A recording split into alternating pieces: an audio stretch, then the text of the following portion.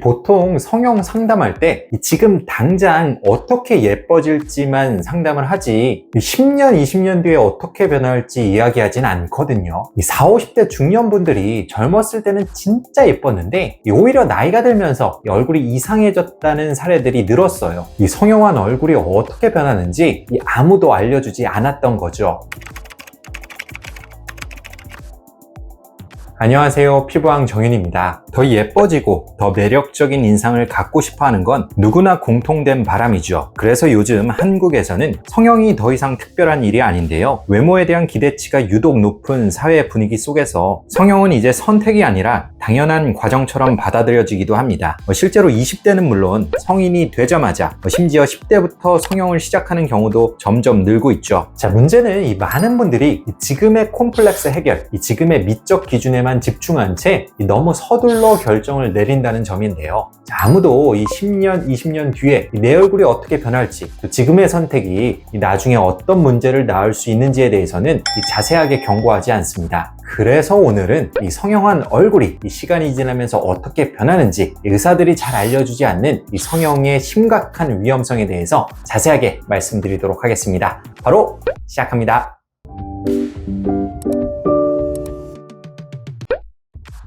성형 수술을 결심하게 되는 계기는 정말 사소한 말 한마디에서 시작되곤 합니다. 너 여기만 조금 고치면 진짜 예쁠 것 같아. 처음에는 대수롭지 않게 넘겼던 친구의 말 한마디가 어느 순간부터 거울을 볼 때마다 그 부위가 거슬리기 시작하고 점점 머릿속에서 심각한 문제로 인지되기 시작하는데요. 그러다 보면 여기만 바꾸면 인생이 달라질 거야 하는 마음에 결국 성형을 결심하게 되죠. 한국은 전 세계적으로도 손꼽히는 성형 대국입니다. 강남역이나 신사역에 가면 건물마다 병원 간판이 줄지어 있고요. 한 건물에 성형외과만 서너 개씩 있는 경우도 흔하죠. 정보도 넘쳐나고 시술 접근성도 높다 보니 누구나 쉽게 성형을 선택할 수 있는 환경이 마련되어 있습니다. 성형을 한다는 그 자체는 나쁜 것이 아닙니다. 자, 문제는 지금 이 순간만 예뻐지면 돼 라는 단기적인 목표에만 집중한 채 10년, 20년 뒤 얼굴이 어떻게 변할지를 고려하지 않는 경우가 너무 많다는 점인데요. 자, 많은 분들이 성형을 하면 그 상태가 영원히 유지될 거라고 생각을 하지만 그건 너무나도 큰 착각이죠. 우선 성형 수술로 발생할 수 있는 장기 부작용에는 어떤 것들이 있을까요? 귀족 수술로 삽입한 보형물이 시간이 지나면서 팔자주름 위쪽으로 밀려 올라가 앞볼이 더 무거워 보이고 팔자주름이 심해지는 경우, 코 수술 후 시간이 지나면서 보형물이 움직이거나 흡수되어 모양이 바뀌고 피부가 얇게 비쳐 보이는 현상, 눈 성형 후 눈이 쉽게 건조해지고 조직의 흉터와 유착으로 인해 라인이 흐려지거나 모양이 변하는 경우, 지방 이식 후 딱딱한 멍울이 생기거나 시간이 지나면서 불균등하게 흡수되면서 비대칭이 생기는 경우 등 다양합니다. 이런 장기 부작용 사례들은 우리가 주변에서 종종 찾아볼 수 있지만 막상 그 위험성은 안일하게 생각한 채 성형 수술을 고려하는 경우가 대부분이죠. 물론 이런 부작용은 흔치 않고 숙련된 시술자와 적절한 재료 선택, 그리고 철저한 사후 관리를 통해 충분히 줄일 수 있고 상당 부분은 예방 가능한데요. 하지만 우리가 더 주목해야 할 것은 따로 있습니다. 정말 이 많은 분들이 간과하는 포인트는 이 성형한 얼굴도 이 정상적인 노화 과정을 겪는다는 것입니다. 다시 말해, 아무리 정교하게 성형을 해도 이 10년, 20년이 흐르면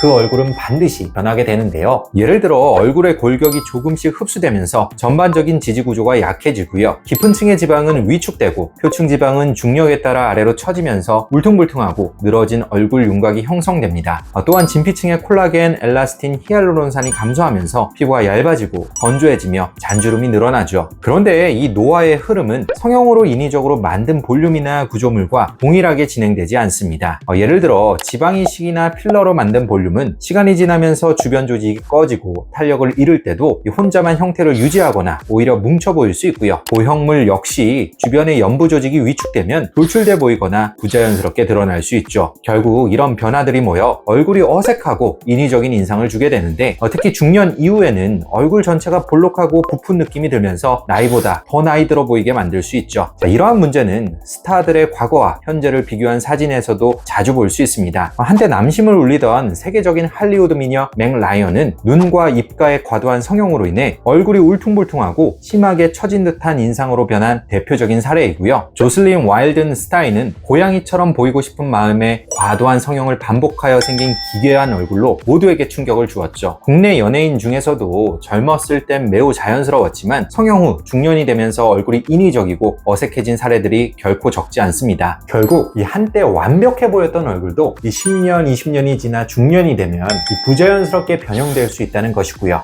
따라서 성형을 선택할 때는 이 현재의 모습만 고려할 것이 아니라 이 세월이 지나도 이 조화롭게 변할 수 있는 미래의 얼굴까지 꼭 함께 고려하는 것이 중요합니다.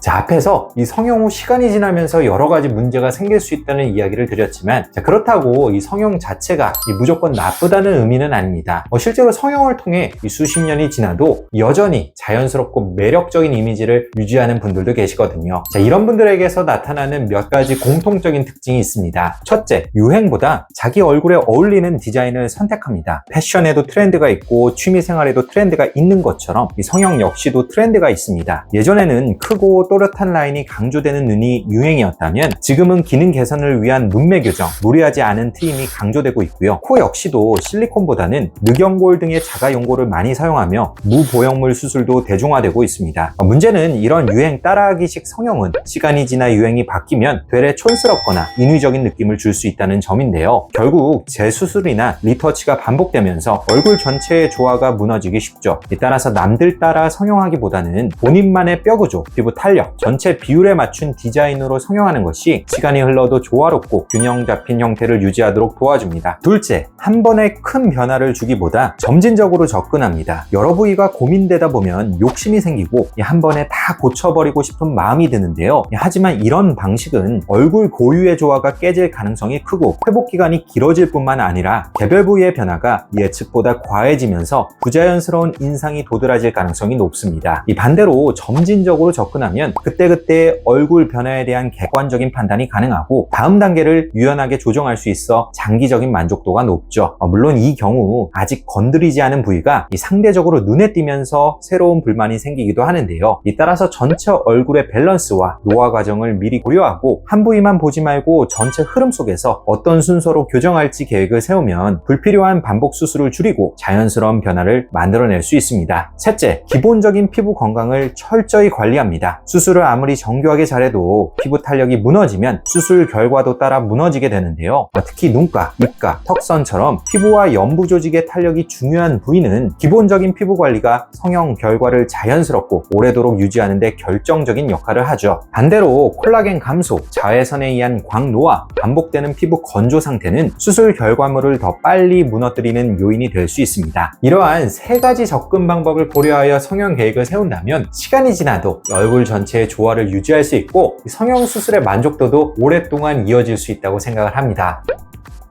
성형 수술을 고민하는 분들뿐 아니라 이미 성형을 한 분들, 그리고 성형에 전혀 관심이 없는 분들에게도 공통적으로 중요한 것이 있습니다. 바로 피부와 연부 조직의 기본기를 지키는 것이죠. 여러분은 피부 기본기를 잘 챙기고 계신가요? 생각보다 많은 분들이 이 부분은 건너뛴 채 무조건 시술이나 수술부터 고민하시곤 하는데요. 하지만 진짜 중요한 건 겉을 바꾸는 것이 아니라 그 겉모습을 지탱해주는 기반을 다지는 것입니다. 집을 리모델링 할 때도 기초공사가 튼튼해야 오래가듯이 얼굴도 구조만 예쁘게 바꾼다고 해서 전체적인 인상이 유지되는 게 아니거든요. 그 구조를 감싸고 있는 피부와 연부 조직이 무너지면 결국 전체적인 조화도 무너질 수밖에 없죠. 그렇다면 성형 여부와 관계없이 누구나 먼저 실천해야 할 피부 관리의 기본기에는 어떤 것들이 있을까요? 피부 노화의 약 80%는 자외선 노출 때문이라는 연구는 이미 잘 알려져 있는데요. 따라서 SPF 30 이상, PA3+ 이상의 자외선 차단제를 매일 아침